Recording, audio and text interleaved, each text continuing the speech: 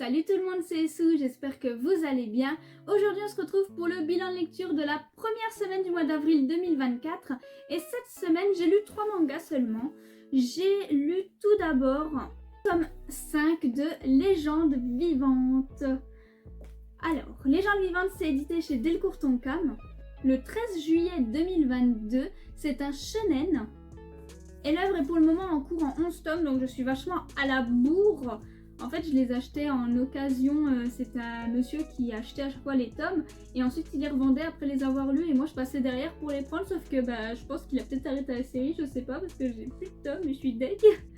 Mais bon, il va falloir que je complète moi-même. Donc Légende vivante, pour refaire un topo rapide, c'est un homme qui s'appelle Luc et qui a été coincé 10 ans dans une espèce de faille interdimensionnel où voilà, il a battu des ennemis, il s'est un petit peu sacrifié parce que en fait il avait un groupe, c'était un groupe de combattants, d'amis, et en fait il va se retrouver coincé pendant 10 ans. Les gens vont penser qu'il est mort, sauf que voilà, 10 ans plus tard, il va revenir, il va sortir de cette faille et il va retrouver ses amis qui, eux, ont vieilli, hein. Ils ont pris 10 ans dans la tronche, ils ont une famille, tout ça. Et lui, par contre, il n'a pas pris une ride, donc c'est assez hilarant. Il est considéré comme une légende, mais il essaye de se faire discret, il essaye de ne pas révéler sa véritable identité parce qu'il a envie d'être tranquille. Mais voilà, il est maintenant du coup surpuissant, hein, et il est quand même proche de ses amis, de ses anciens proches combattants. Au niveau de sa carte d'aventurier, il est rang F je crois, alors que c'est pas du tout crédible parce qu'il est vraiment surpuissant. Ses pouvoirs, même les plus simples, ils font des dégâts de fou. Et vraiment, on se demande qu'est-ce qu'il ne sait pas faire. Suite à ça, il a aidé plein de gens, donc maintenant il a une sorte de manoir et ils sont nombreux à l'intérieur. Ils sont pas 36 000 non plus, mais voilà, il a aidé certaines personnes et ces personnes-là lui sont redevables. Il y en a qui restent, qui l'aident et c'est adorable. Il reste aussi proche de ses anciens partenaires et du coup de leurs enfants maintenant. Il y en a certains qui ont eu des enfants. Et c'est super sympa, c'est bonne ambiance. Le héros il est hyper attachant, il a un très bon caractère, il est très sympa, il est très humble et en même temps il est assez badass et super fort. Et c'est un plaisir de le suivre. Là il va pour sauver une demoiselle des griffes de vampires.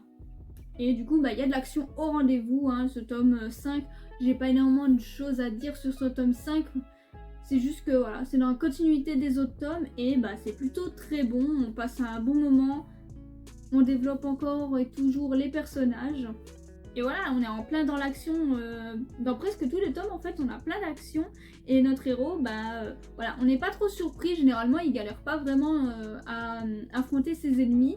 Mais c'est hyper badass. Les combats sont super intéressants. Et les dessins, je les trouve très très bons dans cette œuvre-là.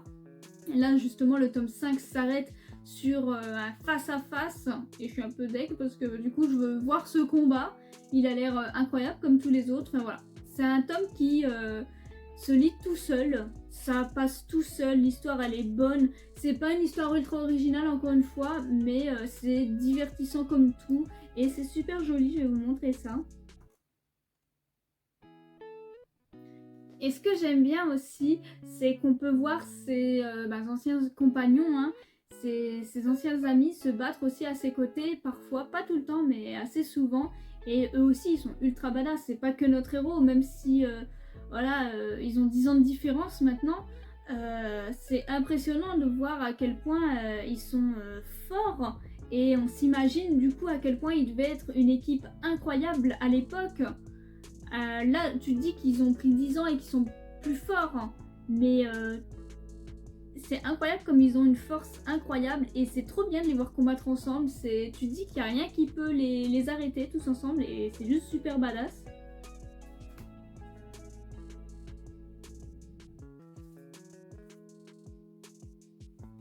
Ensuite, j'ai lu le tome 1 de Si je suis la vilaine, autant mater le boss final, tome 1.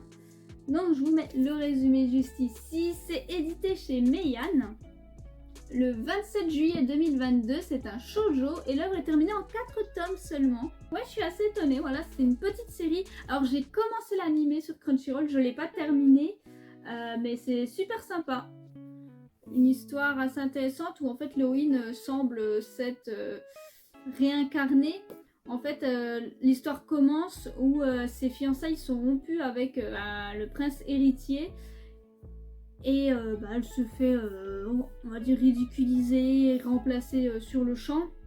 Et suite à ça, elle va avoir des souvenirs soudains de son ancienne vie qui était vraiment pas folle. Visiblement, voilà, elle jouait à un jeu vidéo et en fait, ce jeu vidéo, c'est ce monde-là où elle est actuellement. Et en fait, du coup, elle est la vilaine de ce jeu-là.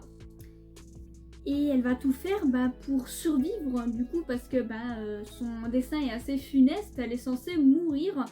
Et le personnage qui va être surtout le coupable de sa mort, c'est du coup le roi démon de ce monde, qui est le frère du prince héritier.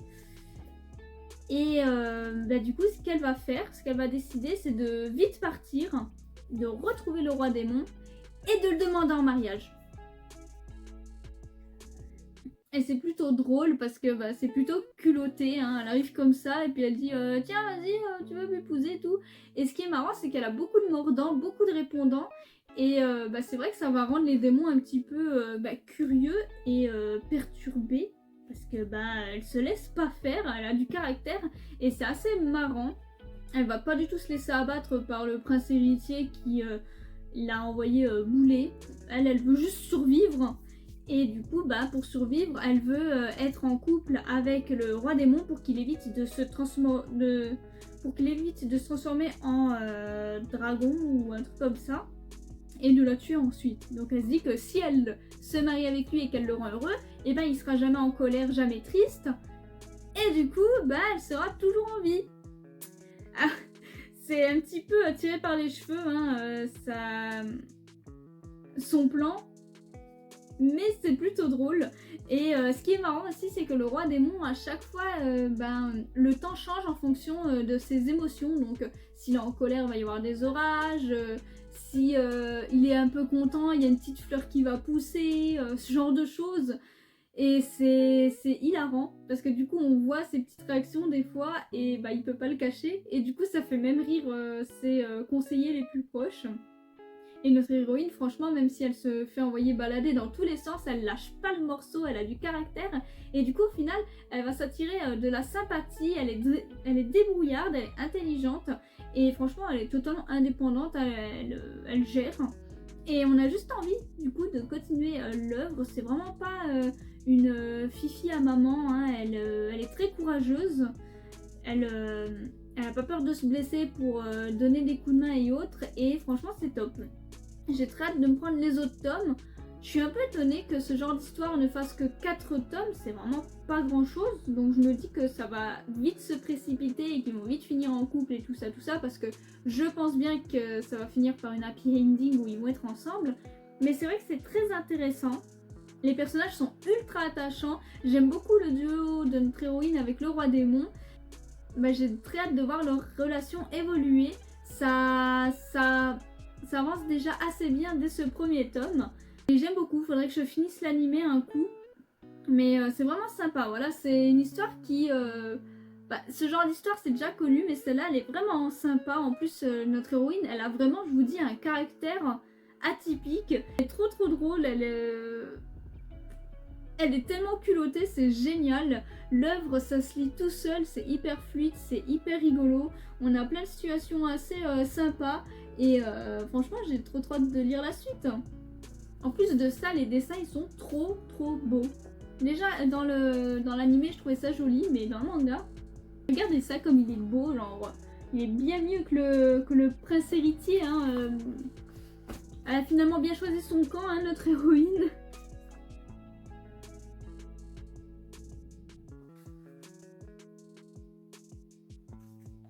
Et pour terminer ce bilan lecture de la semaine, j'ai lu le tome 1 de From the Red Fog. Donc je vous mets le résumé juste ici. C'est édité chez Panini le 13 juillet 2022. C'est un shonen et l'œuvre est terminée en 5 tomes. C'est une petite série, mais une série qui m'a beaucoup perturbée. Pour faire large, du coup, notre héros, enfin si on peut appeler ça un héros, ce serait plutôt un anti-héros. Il s'appelle Rwanda. Et en fait, il avait jamais vu l'extérieur jusqu'à dans ce tome 1. Il a grandi dans une sorte de cave à s'occuper de cadavres que sa mère tuait parce que sa mère c'était une meurtrière pro. Et du coup, il a vraiment eu une enfance merdique, traumatisante, hein, comme vous pouvez l'imaginer. Sauf qu'un jour, sa mère va se faire tuer. Et du coup, il va se barrer. Il va découvrir l'extérieur, le monde, les gens, la vie. Et il va tout de suite se faire enrôler par un jeune monsieur adorable, super gentil, qui décide de l'emmener dans un orphelinat où il travaille pour que le gamin ne soit plus à la rue, ne soit plus tout seul, qu'il soit avec des gens, voilà, tout ça, avec d'autres enfants de son âge. Et au départ, on se dit, oh, c'est mignon et tout, c'est trop gentil. Sauf que notre petit Rwanda, en fait, il a totalement vrillé, comme sa mère, en fait. Il est peut-être trop tard pour le sauver, je ne sais pas. Il est totalement manipulateur, c'est un psychopathe complet, il adore le sang, il adore tuer. Et il va littéralement décimer tous les gamins de cet orphelinat, se barrer.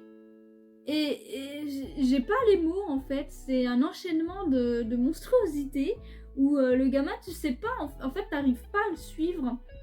T'arrives pas à savoir si des fois il est sincère, des fois s'il est triste ou pas, ou si c'est juste de la pure manipulation de A à Z et s'il a aucune pitié, zéro, rien. Je suis totalement perdue, il manipule les gens à merveille, il est dans son délire complet, il adore tuer, il ne vit que pour ça. Et il va se retrouver du coup dans une sorte d'organisation où il va se faire enrôler pour faire des missions, pour tuer, tout ça. Et c'est horrible. Voilà, de ce tome 1, il est fort en émotion parce que ça y va direct. Il n'y a presque pas de temps de répit, ça s'enchaîne. Les missions, les gens qu'on voit très vite plus parce qu'ils se font tuer. C'est perturbant. C'est super perturbant et à l'heure actuelle, donc il faut vite que je complète la série. Parce que j'ai quand même envie de compléter, je suis assez intriguée par l'histoire. Je sais pas où est-ce que ça va nous mener. Je sais pas si le gamin va avoir une sorte de rédemption, ce que je ne crois pas parce qu'il est vraiment trop atteint. Est-ce qu'il va finir par se faire tuer à cause de tous ses crimes? Peut-être, ce serait mérité même si il a été totalement traumatisé par sa mère et il n'a pas eu de bon exemple du tout. Mais c'est un danger pour tout le monde. Donc je sais pas. Je sais pas où ça va nous mener, je sais juste que ce tome 1 était un petit peu... Est-ce que je dirais fouillis? On va dire que ça partait dans tous les sens, ça tuait à tout va et nous on était juste là, spectateurs, choqués de voir ce petit être enchaîner les meurtres alors qu'il a quoi, 11-12 ans? C'est du meurtre à gogo, de la violence à gogo et je sais pas du tout où est-ce que ça va nous mener au final. J'attends de voir. En tout cas, voilà, je suis assez intriguée. Je peux pas trop parler de personnages secondaires parce qu'à chaque fois qu'on a rencontré un personnage, il perdait la vie. Là, dans son organisation, il y a des personnages, il les attaque pas, il est pas censé le faire. Donc on se dit qu'il va peut-être avoir un lien avec un garçon d'à peu près son âge qui est aussi dans cette organisation. Ils ont l'air de commencer à créer des liens, même si ça a été assez électrique entre eux au début, donc j'attends de voir. J'attends de voir ce que ça va donner, j'attends de voir ce que le méchant qui a enrôlé notre petit Rwanda veut faire de lui, son plan final, parce que il a l'air de préparer quelque chose et il semble très intéressé par notre petit Rwanda qui est une très bonne machine à tuer. Donc à voir ce que ça va donner. Mais c'est vrai que j'étais assez déroutée par la lecture, je m'attendais pas à quelque chose d'aussi spécial. Mais voilà, ça m'a quand même donné envie de lire les prochains tomes, surtout qu'il n'y a que 5 tomes, donc ça va aller vite. Par contre, au niveau des dessins, c'est sublime.